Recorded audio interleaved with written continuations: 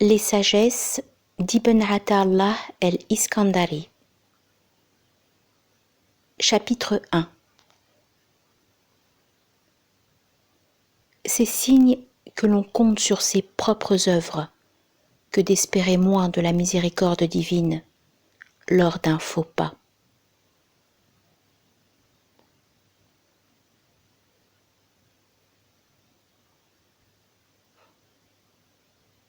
Ton désir de dépouillement, lorsque Dieu te maintient dans l'activité, provient d'un appétit caché.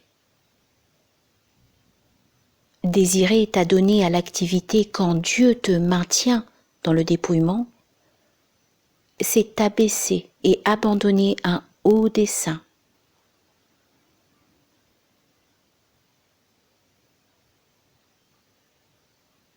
Les aspirations spirituelles antécédentes ne percent pas les murailles du destin.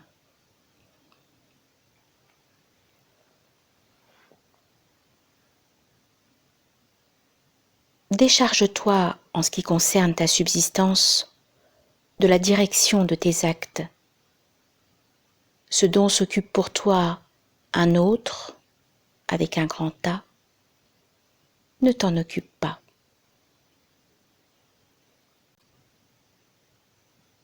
L'effort que tu déploies pour obtenir ce qui t'est garanti et ta négligence à t'acquitter de ce qui t'est demandé montrent l'obscurcissement de ta clairvoyance.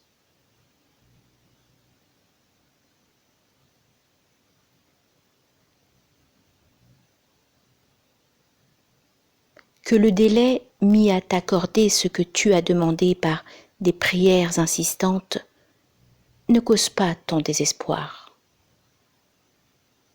L'exaucement de tes prières t'est garanti pour les choses qu'il a choisi de t'accorder, et non pas pour celles que tu as choisies pour toi-même.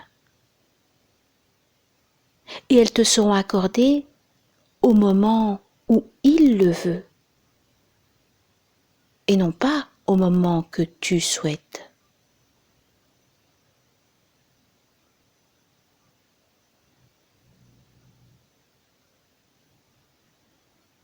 Que ne te fasse pas douter de la promesse divine le fait qu'elle ne s'accomplit pas, même si le terme en est arrivé, afin que ce doute ne soit pas la cause d'une brèche dans ta clairvoyance et d'une extinction de la lumière dans le repli secret de ton cœur.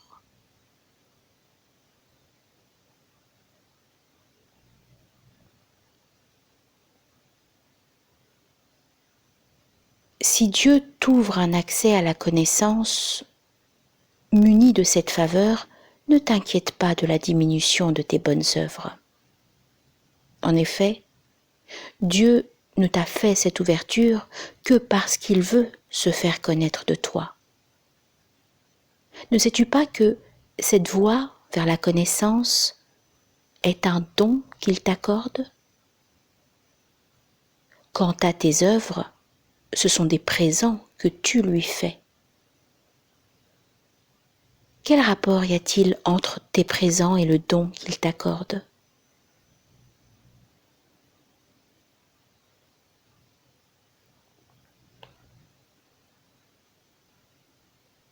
Les œuvres se différencient selon la diversité des états qui se présentent.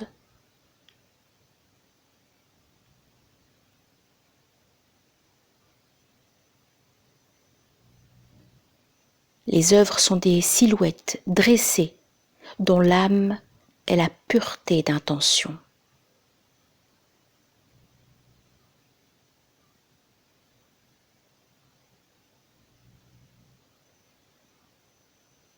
Enfouis ton existence sous le sol d'une vie obscure. Le germe issu d'une graine non enfouie ne parvient pas à produire des fruits.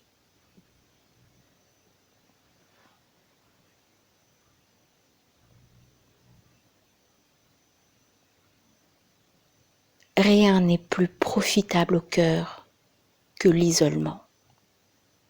Par lui, il entre dans l'arène de la méditation.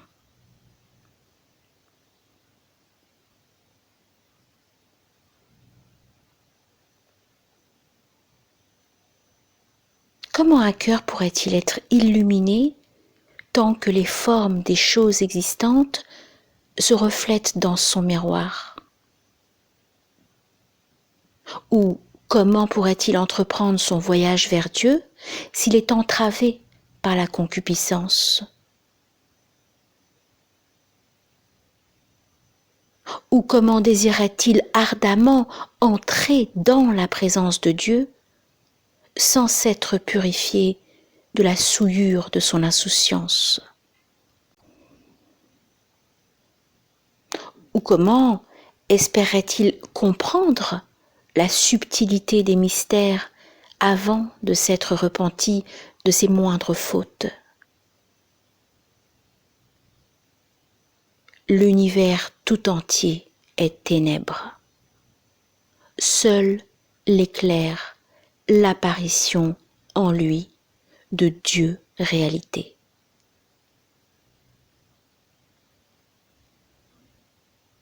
Qui regarde l'univers et ne voit Dieu réalité ni en lui, ni près de lui, ni avant lui, ni après lui, est dépourvu de toute lumière. Le soleil de la connaissance est voilé pour lui par des nuages que sont à ses yeux les traces de l'acte créateur.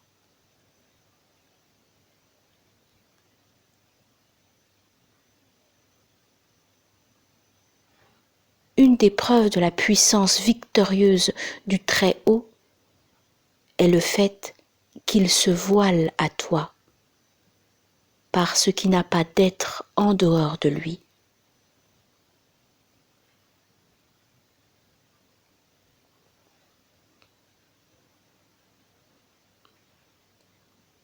Comment pourrait-on concevoir que quelque chose le voile alors que c'est lui qui manifeste toute chose?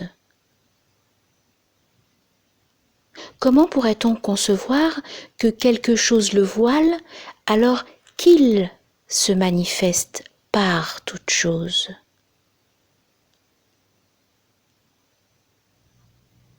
Comment pourrait-on concevoir que quelque chose le voile alors qu'il se manifeste en toute chose?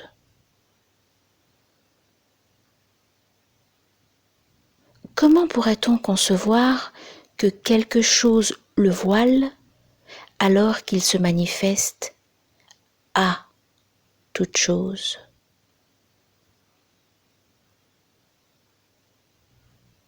Comment pourrait-on concevoir que quelque chose le voile alors qu'il est le manifeste Zahir avant l'existence de toute chose?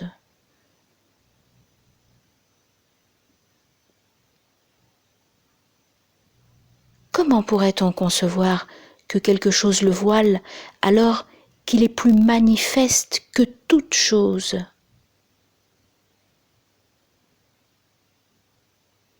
Comment pourrait-on concevoir que quelque chose le voile alors qu'il est l'unique et qu'avec lui n'existe nulle chose?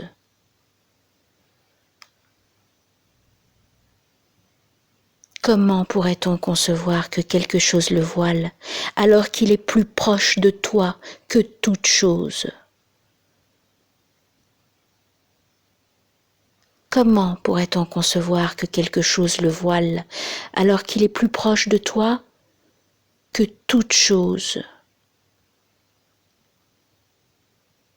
Comment pourrait-on concevoir que quelque chose le voile alors que, sans lui, ne serait manifestée l'existence d'aucune chose? Ô merveille! Comment peut apparaître l'être dans le néant? Ou encore, comment peut subsister le transitoire à côté de celui qui a pour attribut l'éternité, el qidam, l'antériorité absolue.